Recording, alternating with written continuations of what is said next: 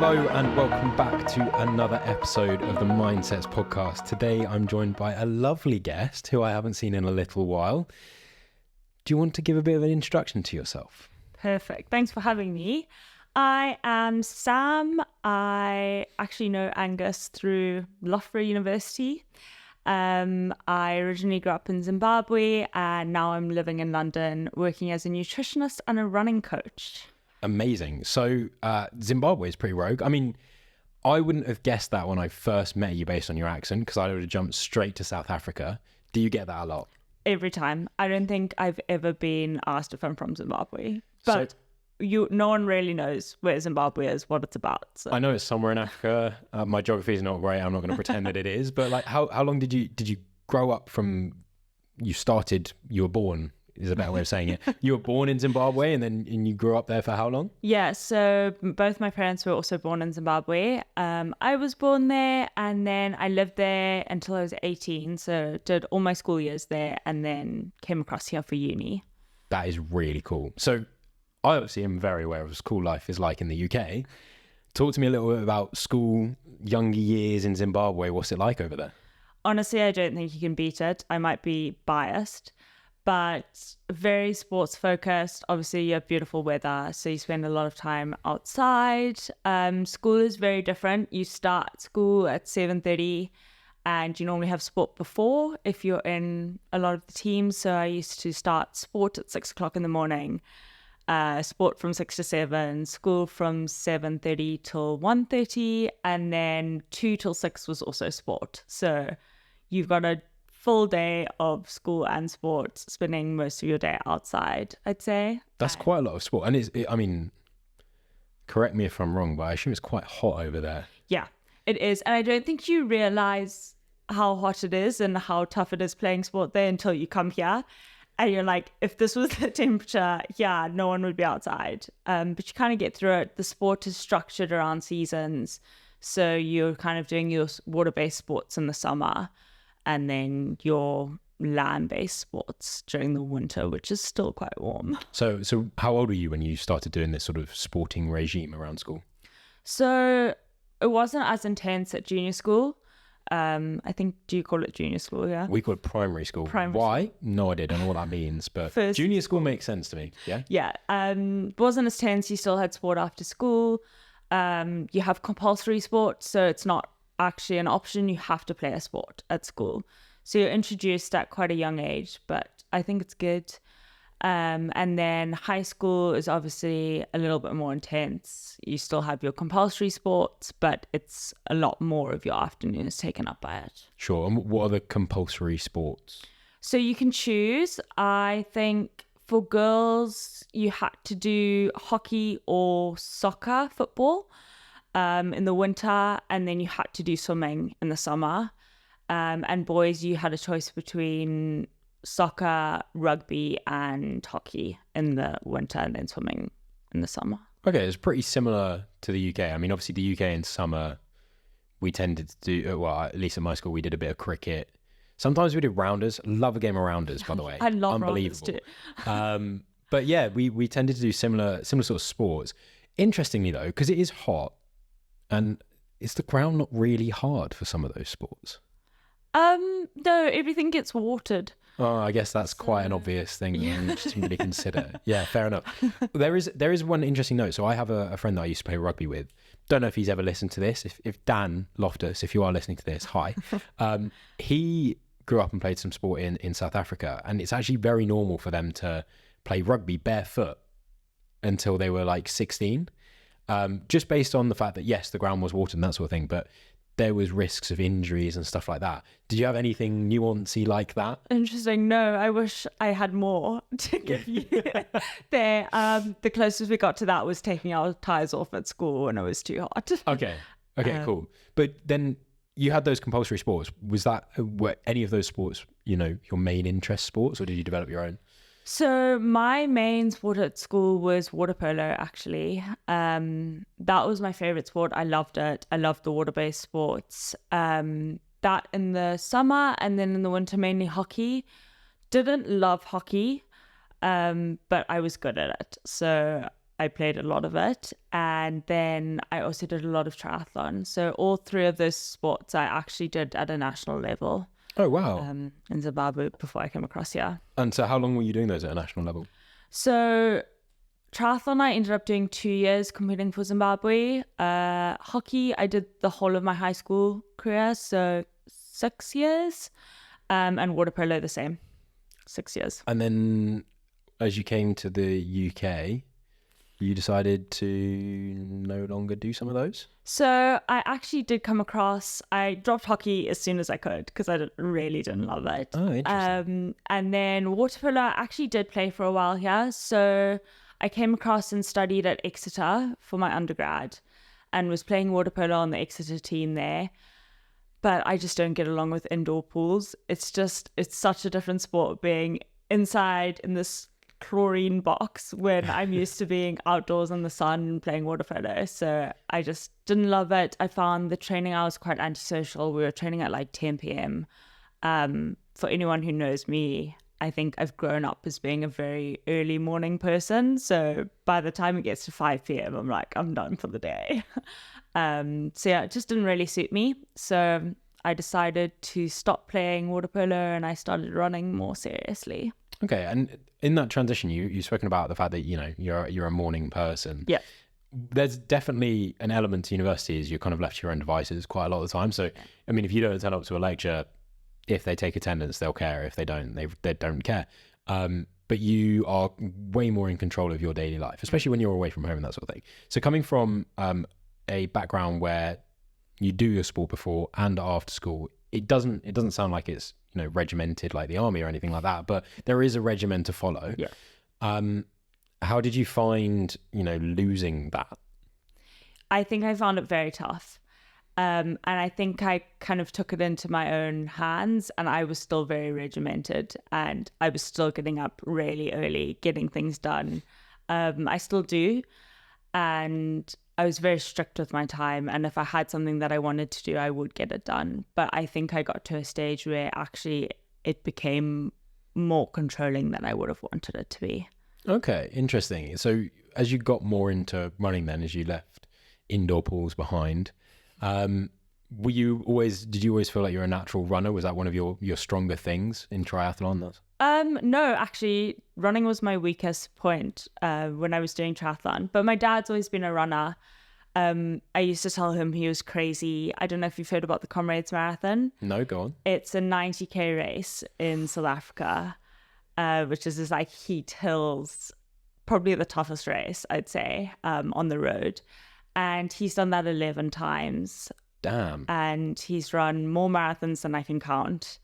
So he's always been a runner and I always went to go and support his races. And I used to tell him that only boring people run or bored people run because they had nothing else to do.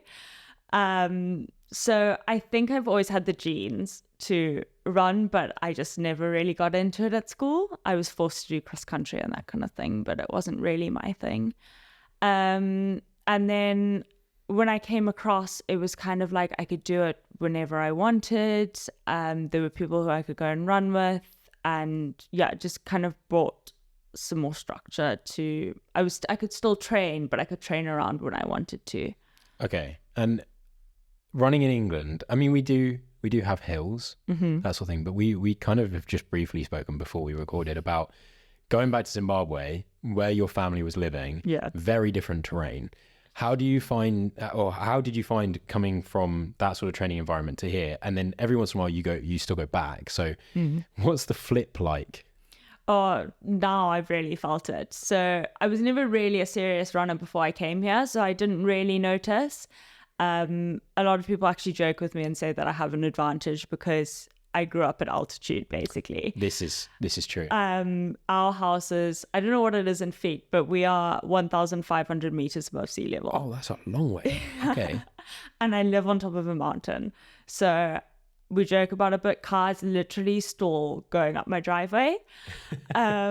So when I get back here, running at sea level and on flat ground, it's like, wow, I can actually breathe again. It's so much easier. But going back home and getting the actual training effect is amazing. And I get to go and run with my dad when I'm home as well. So there's kind of pros and cons of both. Okay. And you came to UK, like you said, it wasn't for running purposes. Yeah. Came here to study. So what was your undergrad? I did biological sciences. It was kind of I don't really know what I want to do, but I'm good at biology, so I'm going to apply, and I got in. So it was something that interested me, but I didn't really know where I was going to take it. Sure. And then I guess you kind of figured it out because you ended up going to Loughborough to extend your studies. Yeah. So what was your master's that you did at Loughborough? So I did sport and exercise and nutrition at Loughborough. But originally, I had in my mind that I was going to do forensic science. So I did a module in my undergrad in forensic science and was like, this is so interesting. Actually applied for a master's in forensic science. And then was actually on the phone to my dad one day, and he was like, your running's picking up, like you're doing really well. Don't you want to do something more sports related? And I'd kind of struggled with my eating at that stage. And I was like, I really want to learn how to fuel properly. So I was like, if I'm going to do something sports related, I'm going to do it at Loughborough. If I apply to Loughborough and get in, I'll do it. And yeah, that's kind of what led me to Loughborough. So when you obviously just dropped in the conversation there, and it would be terrible of me not to rewind a little bit. You said you were struggling with your eating a little bit. Yeah. What in which way? So I think going back to the whole control thing and being like, I've come to the UK now and everything is so different to growing up in Zimbabwe, growing up in a third world country, moving across when I was 18 to a new continent, just a completely different way of life. The one thing I could control was my exercise and my eating. And I think both became really obsessive. I started running a lot faster, a lot longer distances. I started losing weight as a result, and I was getting a lot of compliments. And that kind of fueled me to run more and eat less. And it kind of spiraled. And over the first 3 years of me being at university, was over my first 2 years actually, I ended up losing 25 kgs. Jesus. So For me, that's like, I'm imagining myself, because I weigh like around 100 kilos, just under. I'm trying to imagine what I look like at 75 kilos. Because when I first started going to the gym, when I was in like sixth form, or like GCSE year, I think I still weighed 80 odd kilos. So that's only 20 kilos. And I remember what I used to look like then versus now. That's a lot. Yeah.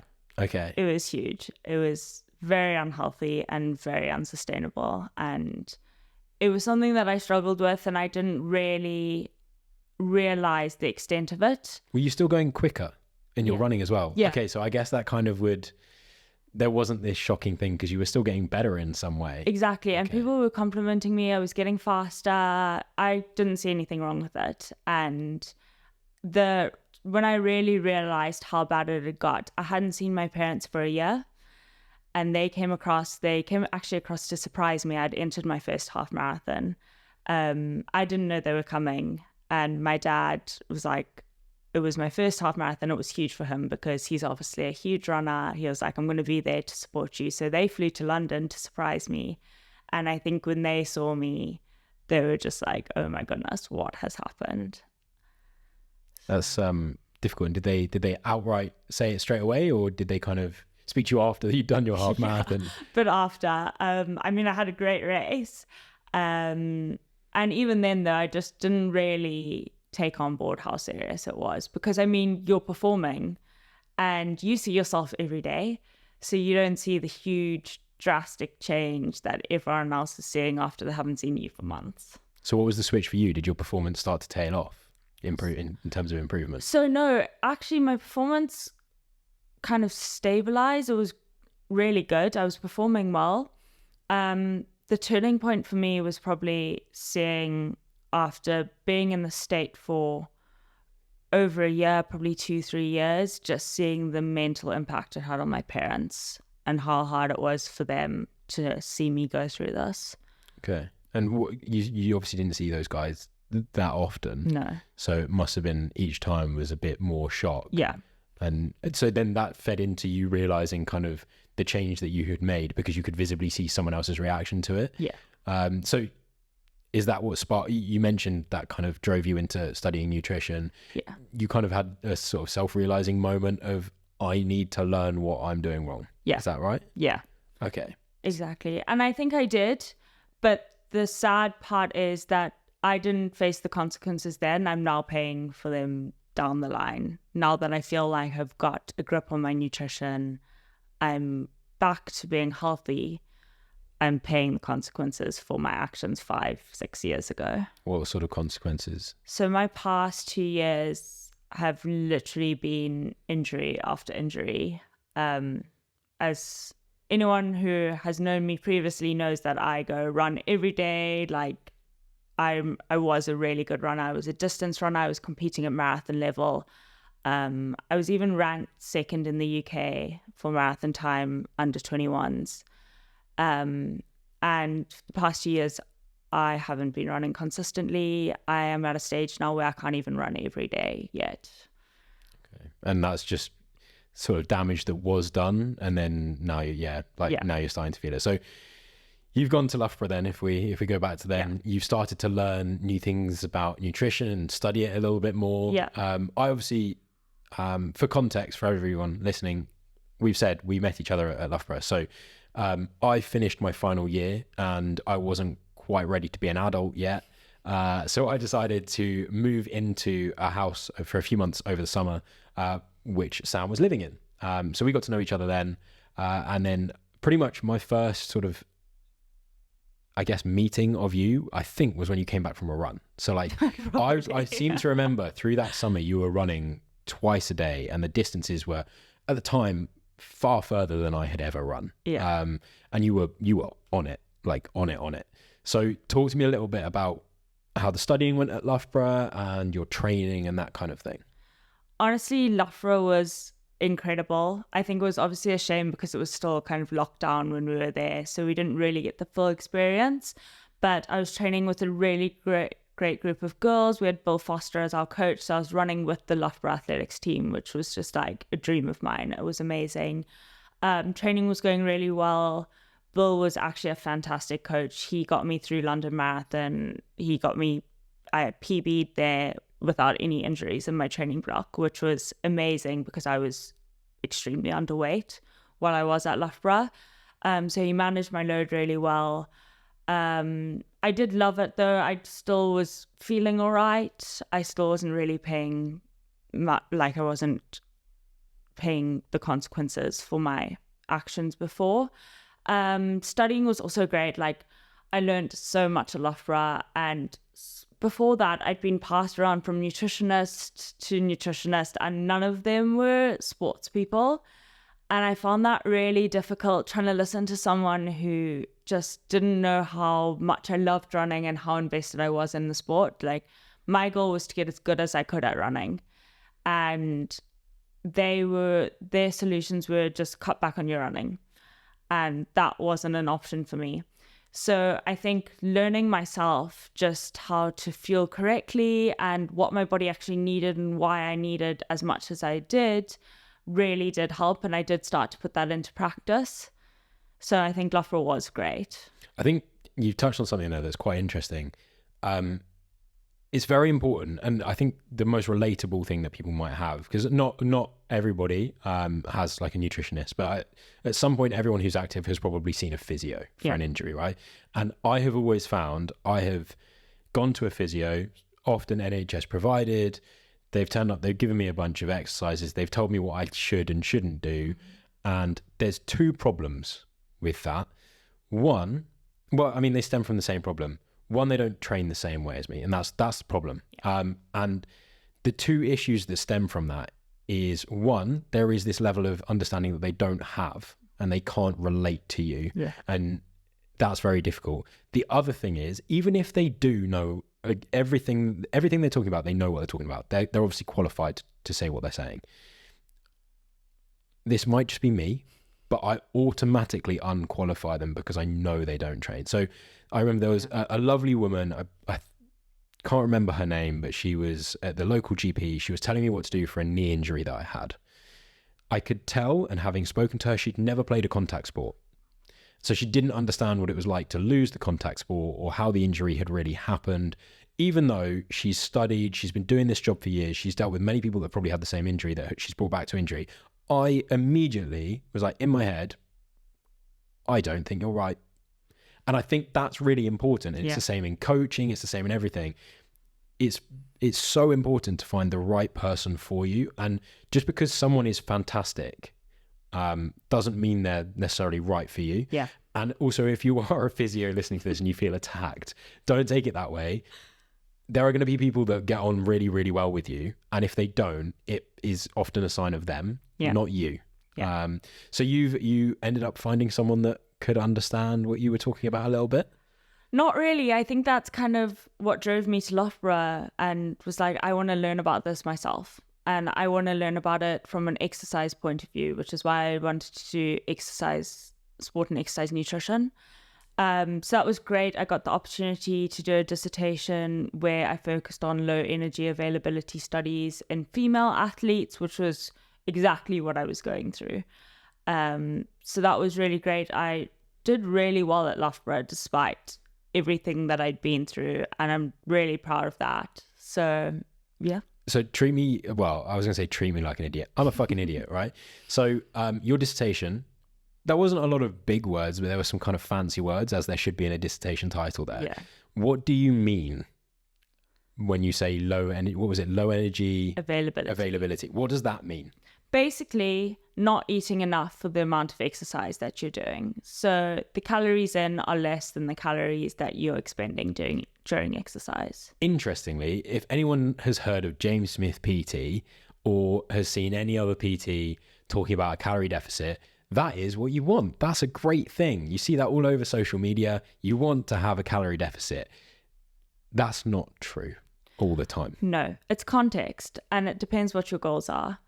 And if you want to be a performing athlete, you can't be in a calorie deficit for extended periods of time. I think there's a time and a place for athletes who need to make weight, or for people who are overweight and trying to reach a goal.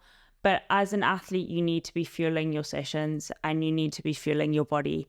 There's a common saying that goes around being like, you wouldn't run a car on empty. So why would you try and push your body through a session on empty? And it's so true, because your body will just start breaking down your proteins, your muscles, and it can lead to so many negative impacts that it's just not worth it. So what are some of the more interesting things you learned from your dissertation study? Well, just how to fuel correctly, number one. What's been really interesting is the effect of carbohydrates, because there's so much focus on protein, and everyone who talks about nutrition for sport, you're going to have protein thrown in there at least once. But there have been a lot of new studies that have come out that have shown that if your carbohydrate availability is not sufficient, that's when you're going to start getting these negative effects. So even athletes who are taking in the right amount of calories but aren't getting enough calories from carbohydrates, you're going to start getting these REDs, which is relative energy deficiency in sports. You're going to start getting these effects. So with carbohydrates then, again, I don't know if this is what I've got through the media and stuff like that. Yeah. Are there good carbohydrates and bad carbohydrates that people need to consider, or is a carbohydrate, when it comes down to it, just a carbohydrate? Again, it's context. So for a lot of athletes, for a lot of runners, you're going to need that quick release energy sometimes. So fueling during runs or just before, you're going to need that sugar rush, which normally people would label as a bad carbohydrate. So you need both. Okay. And in your personal sort of development through your training and your nutritional understanding, you've obviously admitted that you weren't doing things right beforehand to a relatively extreme level. But when I was living with you, you seemed to eat very healthily in what you were making. Is that different to your opinion now, or was that still pretty good because you were learning as you were going? I mean, what changes have you made? So I eat a lot more now, and I eat a lot more carbohydrates. So even while we were living together, And I managed to hide it quite well because I think I knew as well that I was doing it and that it wasn't right. I did get progressively better throughout Loughborough the more I learned, but I was terrified of carbohydrates. I would not touch them. And there were studies which we would do where I loved being the participant in any study, any exercise test. I'd be like, put my hand up, I'll be there. And they would do your glucose tests, and all of our lecturers would be like, are you feeling okay? Like, do you need to sit down? Are you going to faint? And I was like, no, I'm absolutely fine. And they'd be like, your blood glucose levels are so low, we don't even know how you're functioning. And that was just because I'd had no carbohydrates for however long. So I think I masked it quite well, and you can make eating look healthy if you're just having loads of salads and protein the whole time. But I just really wasn't getting enough. And that did get better the more I learned. So what sort of carbohydrates have you tried to bring into your personal diet? Obviously, there's personal preference on what you like, yeah. But what was your first thing that you decided this could be a bit more staple in my diet? Yeah, so things like bread, pasta, rice, all of these things which now I'm like, actually, I've missed out on so much for so many years of my life because I really enjoy them and I enjoy cooking, I enjoy eating. So all the main carbohydrates, like I literally wouldn't have touched those in a million years. Things like croissants, love a croissant. Love a croissant. I'm more of a, do you know what, actually? I'm going to do a little tier thing. I think for me, it was always pain au chocolat above a croissant. But I think now almond croissants have changed the game for me. Gail's almond croissant. I still haven't been to Gail's. Oh my goodness. We're going to have to go. Okay, that's a deal. A run and a Gail's finish is a very common London thing. So I feel like it's very silly of me not to have done that. Southwest, we'll go for a run and go to a Gail's. Sounds great. So other than croissants, and you mentioned some of the more staple ones that, you know, people can bring into their normal sort of meals when they're cooking at home. There is this major focus on protein, right? Protein is a fundamental part of my diet. I pay a lot of attention to it, and I get it through questionably synthetic methods. Whoa, okay, not injecting it or anything like that, but like I will go to Lidl, Aldi, wherever that does these like protein puddings and stuff like that, and they're loaded with it. Yeah, and just literally before we recorded one, I had one of those. Good scran. But I definitely don't pay attention to anything else in my diet the same as I do with that. Are there dangers of having too much protein? No, not really. Your body just won't use all of it if you give it too much. And you can get quite a lot of benefits from having a high protein diet. It's just about making sure that you're also getting those carbohydrates and those healthy fats. So it's more just about balance. If I'm a person, and this is my own question really, I'm interested in this. I've always found that if I'm hungry, I can keep snacking on certain foods, but if I have something that's high protein, then it tends to make me feel full. Yeah. Is that just me and the way that I'm thinking about protein, or is that actually a thing? No, it is actually a thing. Protein takes longer to digest, so you will feel satiated for longer.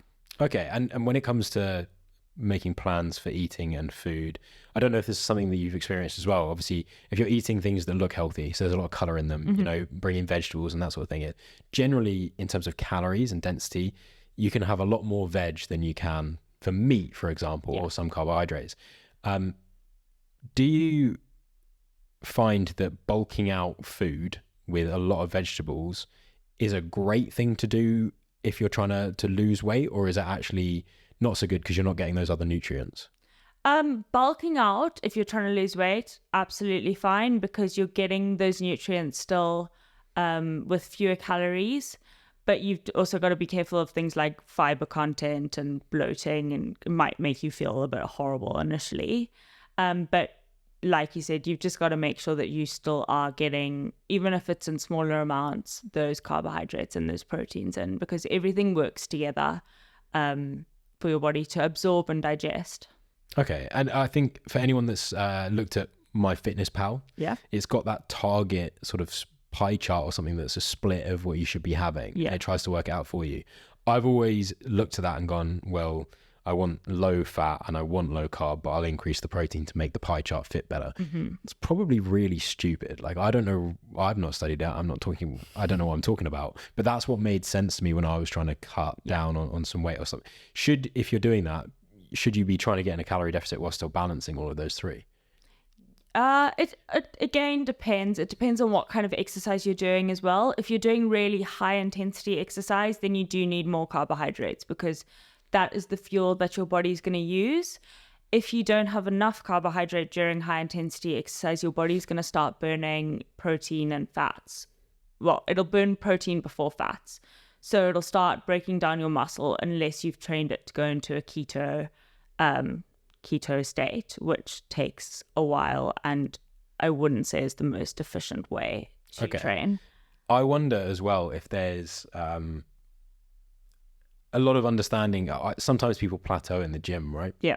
And sometimes people will also be going really consistently to the gym but not see much growth or change. Mm-hmm. Do you reckon that's probably a sign of nutrition? Yeah. Big time. And is it underfueling or just fueling incorrectly? Could be a bit of both. Again, it's so individual specific. It's hard to say, but could be either, could be a combination of the two. Okay. Final sort of thing on nutrition, because nutrition obviously massively affects you physically. Like I've just said, that question there could be a fundamental reason why someone's not seeing any change or growth, whether that's strength or size, whatever. Have you noticed in your personal experience that since you've changed your nutrition, it's also positively impacted you mentally? Yeah. And made changes? Yeah. How so? It's actually scary how much it does change you mentally. As a person, I felt like being underfueled, you're just constantly in a state of being hangry. It's the only way I can describe it. Interesting. But it completely changed my personality. I withdrew from everything social. I didn't have any energy to go out and speak to people. I was constantly grumpy, super irritable. And it's just you're constantly hangry. So mentally, I mean, there's a huge link. I actually did my undergrad dissertation on the link between the gut microbiome and mental health. So it did all kind of link in. But there is definitely a link between being well nourished and well fed and mentally being in a good space. What, again, coming from, pretend I don't know the answer to this. What is gut microbiome? What does that actually mean? It is the bacteria that lives in your gut. So everyone has bacteria living in their gut, and it's just the balance of good and bad bacteria that you have in your gut, basically. And what did you find was the link then with mental health when you studied it? So we looked at it in rats, and basically if the gut microbiome was damaged or just slightly altered to an unfavorable combination, basically, we tested depression in rats, which wasn't the most salubrious testing that we could have done. But the rats were definitely more depressed with the change in their gut microbiome. How do you know if a rat is more depressed? So we did these tests where we would do swim time to exhaustion, which is just awful. You put them in a pool and see how long they swim for, and if they're more depressed, they will give up sooner. Okay. And a hang test where you see how long they'll hang on to a bar for before letting go. Doing like proper physical fitness tests with these rats. Okay, cool. Interesting. So there is a noticeable link there. It's good to know, because I mean it seems like logic, but it's nice to know that the science actually does support that. There's a lot of science supporting that. And how do you carry that into, so now, am I right in thinking self-employed? Yes. And so you're acting as a nutritionist and as a running coach. What are the key things for you when you're talking nutrition with someone and someone comes to you for some help? What are the key things that you start off with that person? Firstly, making sure that they're never in a huge calorie deficit, because I just think there's so much information out there, people kind of get lost in it, and there's not much specific running nutrition. So like a lot of these people will start running in lockdown and will increase their mileage because they have nothing else to do, and will increase the mileage so much but not pay attention to their diet, and nothing will change with their diet. So you end up with these huge calorie deficits, which is when people start picking up niggles, injuries, all of those, which is what we're trying to avoid. So first thing would be calorie deficit, and then we would start talking about fueling around sessions to try and get the most out of your running, so like performance-wise and recovery-wise. Okay, and with calorie deficit, you keep saying a huge calorie deficit. What in the industry is considered a huge calorie deficit? I'd say anything over 300 calories a day, because that's going to add up over time. Yeah. Okay, I used to aim for like 400, 450 a day myself. Yeah. Not thinking that was that big. Because if you think about how much that ends up being over a week, it's huge. Yeah, I think that was my aim, probably, was to do it quick. Yeah. Get rid of that weight quick. And I mean, that's not sustainable, because as soon as you start eating properly again, your body's going to be like, oh, you've just starved me for however long. Now I need to store everything that you're putting inside me in case you starve me again. So those kind of diets never end up sticking, because as soon as you start to eat normally again, because it's not sustainable to live in a calorie deficit that big, your body stores everything you put in it.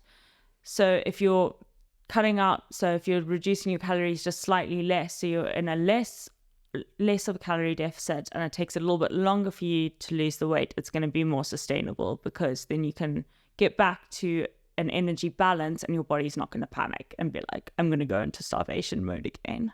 And when it comes to injuries, and that sort of thing, do you ever take a look at supplements and benefits of supplements as well with someone? Yeah, absolutely. A lot of the time I'll get people to do a blood test first, though. I would never prescribe vitamins and minerals without getting blood tests, to kind of see what their current vitamins and minerals are. But we always go for a food first approach. So it's only really if there's something that they can't get from their food that we would supplement that, in terms of your everyday vitamins and minerals. And then a lot of the more high performing athletes will look at the kind of supplements that are more performance enhancing, nothing illegal, but things like beta alanine. Is that the one that makes you go a bit itchy? Yeah. Okay, cool. Get the tingles. Yeah. And then there's obviously, people know about creatine, proteins, another thing that you can supplement. Interestingly, I don't know if this is just my own social media or anything, but I've seen a lot more focus on electrolytes. Mm-hmm. And I don't remember, I'm not going to go into the specifics of it. When we were living in that house, I got really ill. And from one way or another, I was losing a lot of fluid. And so I ended up one day, I just went out because I really fancied and I was craving a Lucozade Sport. Yeah. This is not a plug. We're not sponsored by Lucozade, for anyone wondering. But I'm aware that it's an isotonic drink. It's got some electrolytes in it. Same for things like Powerade, everything like that. I literally had a few bottles, and I cannot tell you how much better it made me feel. But then also, every time I'm ill, I now rely on that, because I'm aware you do tend to lose a lot of electrolytes when you're ill. So I've always turned towards that. However, electrolyte powders and things like that have massively increased on my sort of social media feed and that sort of thing. Often, electrolytes is mainly sodium and other things like that. Is it all a bit hypey? Yes, you'd probably get the same effect from just putting some salt in your water. And there's a lot more that goes into the electrolyte tablets and things like that now. My job actually before I moved to London is I was working for a company which helped formulate the electrolyte tablets for a lot of these big brands. Okay, so what goes into an electrolyte tablet? A lot of just powders that make it stick into a tablet, basically. Some sodium. A lot of people will like to throw in some random vitamins and minerals, because then you can sell it for a higher price if you're claiming all of these things. But most of it is just salt and flavorings. Do you take any yourself? I do.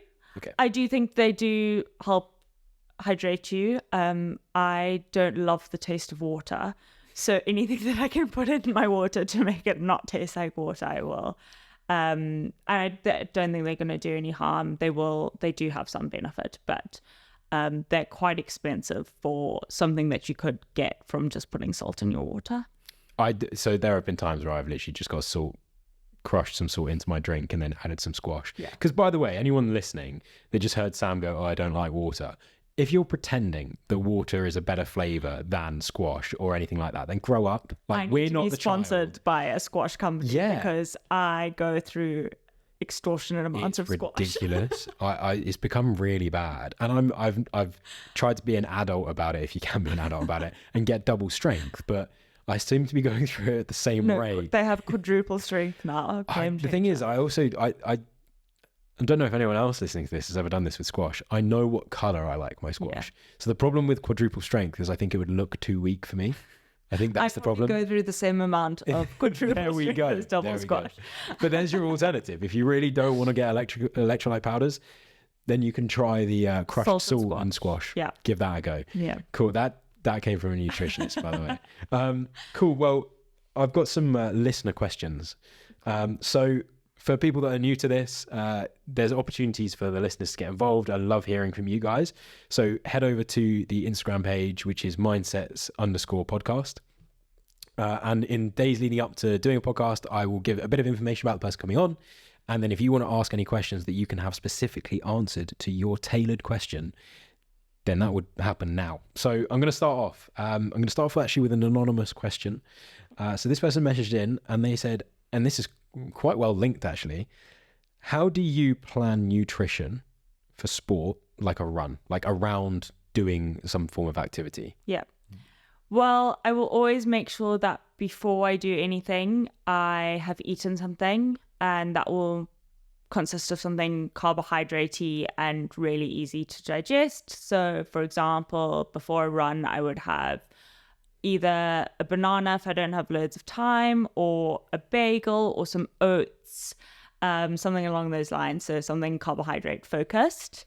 During, it depends how long it is. Not if it's below an hour, I wouldn't take anything, just hydration, but even then, probably nothing. If it's over an hour, I would look to get some carbs in during. So like a gel, it's the easiest thing to take, or a drink like a Lucozade. Again, not sponsored. Maybe we should be. And then after, would try and get that recovery started. So a mix of carbohydrates and protein. So ideally looking for 60 grams of carbs and 20 grams of protein, but that is a lot to get in if you're not having a main meal. So if you're just having a snack, it would be something like a smoothie or a yogurt bowl with some fruit. It's just excellent to hear the banana bagel TikToks that I've seen are actually, there's something to that. It's actually true. Okay, It cool. works. Cinnamon and raisin bagels, by the way, are amazing. So good. Okay, so that's the answer for the anonymous person. Then the next one is from a guy called Jason. Jason wants to know, is oat milk bad for you? Again, context. I wouldn't say it's bad for you, but there have been a lot of studies showing that it spikes your blood glucose quite intensely. So it depends what you're going for. I am very much a cow milk drinker, especially with my history now of underfueling. I have quite low bone density. So my next goal is building up my bone density, which I need a lot of calcium from, which you don't get as much from the alternative milks. So I wouldn't say it's bad for you, it's personal preference, but it doesn't give you all the benefits that you would get from regular milk, cow's milk. Cool. And obviously for vegans, they would rather have oat milk than cow milk. Fair enough. Cool. If there's one piece of advice hold on a minute, I've butchered this, sorry. So Catherine has messaged in with this one. If there's one piece of advice you hear that you hate or find wrong, what is it? That fasted training is super beneficial. Like, that is thrown around all over, being like, you must train fasted because you're going to start burning your fat more efficiently. And there is so much more to that. There are some training sessions where you can do fasted, but I see so many people going out there for these like really long runs or really intense runs, or any training session that's really long or intense, not eating anything, and you're just running your body on empty and just negatively, you're not getting any benefits from that session. You're actually getting more negative effects from that. So that's my number one. Catherine, have a banana and a bagel. Jeez. Just okay. in the morning. Thank you very much for that. Now, what I like to have with everybody that comes on, this is a consistent question now, is if I was to take you and lock you in a room with your younger self. Mm-hmm. Okay. Now, it doesn't have to be the same age you. It could be 3 different versions of you, whatever. Yeah. But if you had to give that person 3 pieces of advice, they don't have to be around nutrition. They can be around anything. Mm-hmm. What would they be? Number one would probably be, you can't rewind the clock. So every decision that you make, just know that that's going to be your decision and there are going to be consequences for that. So just really think through what you're doing.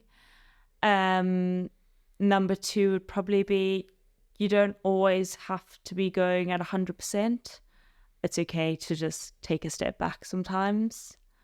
And number 3 would probably be that you are enough.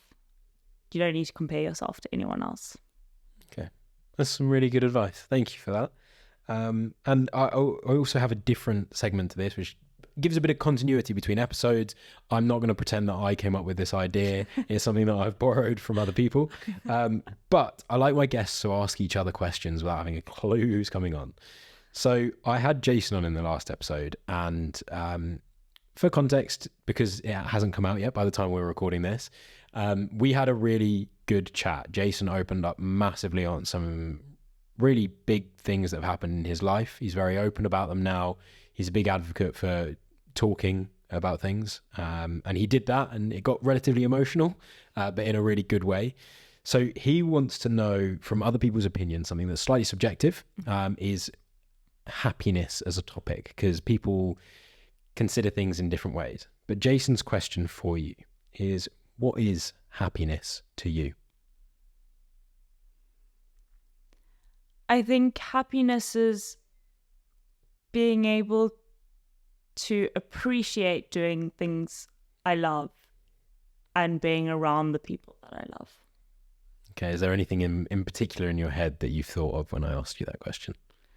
I think just being away from my family is huge for me. I'm very close to them, and I think being able to be around them and appreciate just being able to even taking running away from it, being out and going for like walks with them, or just being able to spend time with them, and us all being lucky enough to be able-bodied and to do these things together, is just something I really appreciate. And that's when I'm at my happiest, is surrounded by people I love, doing things outdoors and active and the things that I love. Cool. Excellent answer.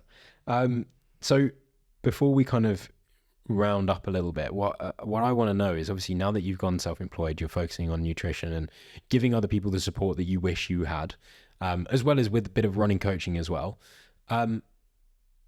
What do you think that, what was the main driver for you to want to do that, other than obviously you felt like you didn't have that? Yeah, having been through everything that I have, I want to make it positive by trying to prevent other people going through that. I've been through this experience. I know what was lacking and where now I can use this experience to help other people. So I think there's just been so much negative that's happened that I want to turn it into a positive and really help, especially younger girls. That's kind of my main focus, who just don't really know the longer term effects and the consequences of their actions now, and just see if I can help other people not go through what I did. Really, really cool. As well as that, I think I did an episode a few weeks back with a girl called Vicky, who has started training some girls with the idea and understanding of the menstrual cycle, which I'm actually aware that your diet can massively affect as well. Yeah. And so it's definitely something that's important in that sense, because that can also have a long-term effect. You know, if you're not fueling right, you're overtraining, then it can long-term impact, if you want to have kids and that sort of thing. So I think it is really important. And I mean, you might be a little bit biased in this, but I also feel that not enough people understand the way to fuel their body for what they're doing. And we've spoken before as well on this podcast about how people don't necessarily train right for their sport, really, let alone eat right for it. And the absolute superpower that food can be, as well as a right training plan for performance. And that doesn't mean that food needs to be seen as fuel, because I've definitely gone too far with it sometimes, and everything does just become the same flavors, the same time of day, and it's boring. And it's not healthy to have it like that. But being able to understand, what you should allow yourself to do and what you need to control in order to keep improving is fundamental. And I think that's what's really nice about having people that do your job around, because it opens people up to reach a new level of performance. Whether you are aiming to break a world record or get to a new ranking in the UK for marathon running, or if you're actually just someone that wants to kind of understand why you're not improving. It's accessible to all levels. So where can people find your help? So my Instagram handle is Samantha Maré, MARE_. And that's probably the best way to reach me. Otherwise, drop me an email at samantha.maree@outlook.com. But those are probably the two best ways to find me. Cool. I will do my best to make sure I tag the right places as well. And any information in the base of the podcast, or actually on some Instagram posts, I'll obviously tag you. So feel free to reach out to Sam through that. Likewise, if you're wondering where to find things, I've mentioned it a little bit before with the listener questions, but you can find the Mindsets podcast on all streaming platforms, including YouTube. So if you're listening to this wondering, how do I know if I'm talking to the right Sam? You can go and watch it and make sure that you're messaging the right Sam and you're not about to get scammed. However, you will find all of those places using the same @ So you @mindsets_podcast. You can also try your luck with just mindsets. The more we grow, the easier that's going to be. So please drop a follow, like, and share to help that happen, and join along with the journey. We're working on something really cool at the moment. So please follow along. And I look forward to seeing all of you guys in the next episode. We'll be right back.